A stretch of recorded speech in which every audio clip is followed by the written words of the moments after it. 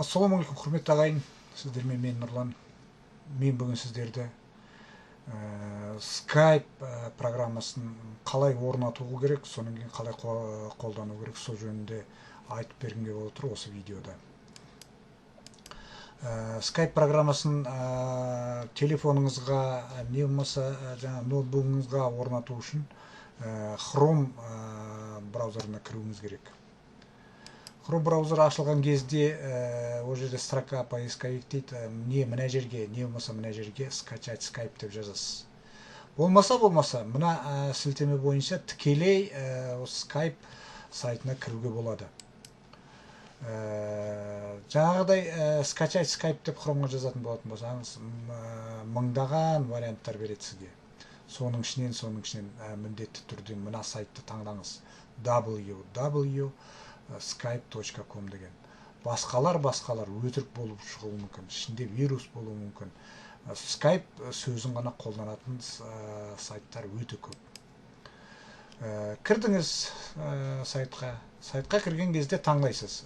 Телефонға қоясыз ба, планшетқа қоясыз ба, не болса өзіңіздің компьютеріңізге қоясыз. Компьютер болса мынаған басасыз, скачать Skype деп. Мына телефоныңызға жүктелу процесін мына жерден бақылап отырасыз. Ең астыңғы панель задачта мынандай жасылша болып көрініс пайда болады. Ақырын бұл жылжиды оң жаққа. Бұл деген жаңағы программа сіздің неңізге, компьютеріңізге жүктеліп жатыр деген сөз. Не болмаса мына жерден қарап отыруға болады. Мына көк шеңбер қосу дөңгелек болып шығу керек. Бұл біткен кезде скачивание закончилось деп шығады. Сонда осы мына нүктеге басатын болатын болсаңыз, открыть деген сөз шығады. Сол открытьті бассаңыз, мынандай көрініс пайда болады. Бұл жерде запуститті басуыңыз керек. Келесі көріністе да деген кнопканы басуыңыз керек. Келесі көріністе установить деген кнопканы басуыңыз керек. Мына тағы да компьютеріңізге бұның жүктелгені мынандай көрініспен пайда болады. Бұл 1-2 минутта өтеді. Сол жүктелген біткен кезінде жаңа көрініс жоқ болып кетеді. Сіз компьютерден мынандай белгіні тауып алуыңыз керек. Skype-тың белгісі.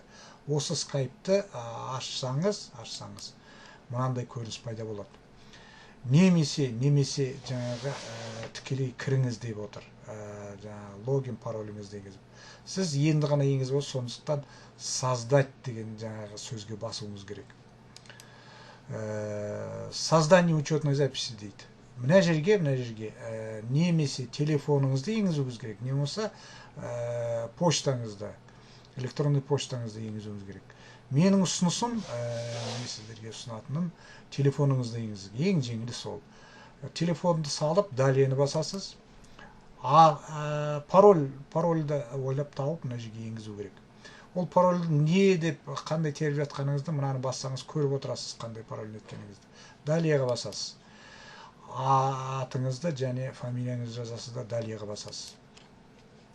Жаңа телефон енгізген телефоныңызға код келеді 4 цифрдан. Сол 4 цифрды мына жерге енгізіп, далияны басасыз. Болды. Енді жаңағы Skype-ты дұрыстап орнату. Аватар қой дейді. Аватар дегеніміз сіздің суретіңізді тұру керекті, жаңағы өзіңіздің Skype-тағы бетіңізде. Оны осы компьютерден түсіріп сразу енгізуге болады. Не болмаса телефон, компьютердің ішінде бар суретіңізден мына жерден загрузить фотодан іздеп отырып, осы жерге әкеп қоюға болады. Продолжитті басасыз. Проверка аудио дейді, бұл автоматты түрде жүреді, продолжитті басасыз. Камерада автоматты түрде енгізіледі, бұны продолжитті басасыз. Қандай контакты қалай іздеп табуға болады жөнінде айтылады, окейді басасыз. Окейді басқан кезде сіз өзіңіздің Skype-та страничкаңызды астыңыз деп есептеңіз. Мынандай көрініс пайда болады. Мына жерде сіздің атыңыз, жөніңіз жаңа енгізген. Мына жерде поисковик дейді.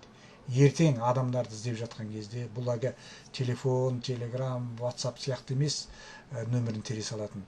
не телефонның нөмірі, не болмаса жаңа логин, пароль дейді ғой. Логинді енгізу керек те мына жерге. Мына жерде чат дейді, енді бірнеше адаммен араласатын чаттар болады. Мынау жеке звоноктарыңыз, мына жерде контакттарыңыз болады. Мына жерде атыңыз жазылып тұрады. Мына жерде жаңағы аватар енгізсеңіз, сол аватарды көресіз. Қалай адамдармен байланысқа шығу керек? Сізге біреу өзінің логинін жібереді скайптағы. Кәдімгідей ол болуы мүмкін, мысалы логин Марат бірдеңе деген сияқты. Серік Бәленбай деген сияқты сондай логині болады. Не болса нөмір телефоны. Осы жерге енгізесіз. Енгізген кезде астында скайп өзі варианттар береді. Бірнеше аттар шығады ішінен астында. Соның ішінен іздеп отырған адамыңызды табасыз да, соның үстіне басасыз. Басқан кезде мынандай көрініс пайда болады. Сол адамның жаңа суреті шығады, аты жөні шығады керексізге адамға. Поприветствовать деген кнопканы бассаңыз, ол кісіге жаңағы сообщение кетеді. Міне осындай адам сізбен байланысқысы келіп отыр деген сияқты. Бұл адамға телефон қоңырау шоғуға болады. Бұның бәрі тегін. Қоңырау шоғуға болады. Не болмаса видео дейді ғой. Бір-біріңізді көріп отырып сөйлесуге болады. Мына жерде сообщение дейді. Бұл жерге неше түрлі хаттамалар жазып, соны жіберіп отыруға болады. Мына кнопканы бассаңыз, адамға жаңа бір видео, не болмаса бір көрініс, сурет, не болмаса бір документтерді осы арқылы жүктеп жаңа сөйлесетін адамыңызға жіберуге болады.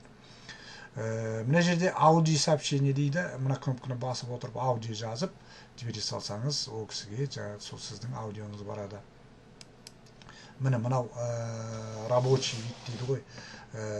Көрінісі, негізгі скайптың көрінісі. Бұл жерде жаңа мен айтқандай аватарыңыз тұрады. Жаңа сіздің аты жөніңіз. Мына 3 точканы бассаңыз, осының бәрін өзгертіп отыруға болады. Настройка аты жөніңізді енгізіңіз. Мынау жаңа поисковик деген, міне жаңағы осы жерден енгізіп адамдарды іздеп тауып отырасыз. Байланысқа шығасыз осы арқылы. Мынау чат дейді. Егерде осы чатта тұрса, кіммен соңғы рет хабарластыңыз, соның списогі тұрады. Сол сияқты мына звонокты да бассаңыз, сондай список тұрады. Мына жерде контакт іздеген адамыңыз, мысалы кейін көп адамдар контактыңызда болады, соның ішінен іздеп тапқыңыз келсе, мына контактыны бассаңыз, соның ішінен тауып аласыз. Жаңағы осы программадан түрлі хаттамалар келіп тұрады. Оны мынадан көріп отырасыз. Егерде сіз жүктегеннен кейін бұл компьютерден, телефондан шығып кетіп, басқа телефон, компьютерден осы скайпқа қайтадан енді кіргіңіз келетін болатын болса, ол кезде жаңа скайп программасын ашасыз, сізге мынандай көрініс болады. Бұл жерге жаңа тіркелген телефоныңызды енгізесіз, не болмаса логиніңізді енгізесіз, далее деген кнопканы басасыз. Содан кейін пароль жаңағы ойлап жазып қойған пароліңізді енгізесіз де, вход десеңіз, жаңағы өзіңіздің жаңағына жасаған негізге, бетіңізге тап боласыз. Арғарта не істеу керек екенін бәрін түсіндіріп кеттім. Енді скайптың ерекшелігі мына WhatsApp'та да, Telegram'да да бір видео сообщение, аудио сообщение деген кішкене ұқсас нелер бар, бірақ скайпқа жетпейді. Скайп ерекше құрал. Мына MLM бизнесте істеп жүрген адамдарға таптырмайтын құрал. Мысал айтайық, жаңағы чат дедім ғой, сол жерге бірнеше адамды тіркеп, звонокты бассаңыз, сол неше адамды тіркедіңіз, сол адамдарға бірақ бір мезгілде звонокты кетеді. Ол кісіге әрқайсысына жеке-жеке келеді, тек қана принять деген кнопканы басып, сол чатқа кіріп, бір-бірін көріп отырып сөйлесуге болады. Су тегін. Және де ең бір ерекшелігі бұл скайпта сөйлесіп отырған екі адам бір-біріне өзінің экранын көрсете алады. Экранда не болып жатқанын бәрін көрсете алады. Не болмаса, ана сөйлесіп отырған адамның экранын көріп отыра алады. Ол көріп отырғаннан кейін ана жерді бас, мына жерді баспен талай затты үйретуге болады. Міне скайптың ерекшелігі. Міндетті түрде өздеріңіздің телефондарыңызға, ноутбук, компьютерларыңызға енгізіп қолданыңыздар. Менің сіздерге беретін ақылым. Аман сау болыңыздар. Жақсы хабармен келесі видеода хабарласқанша.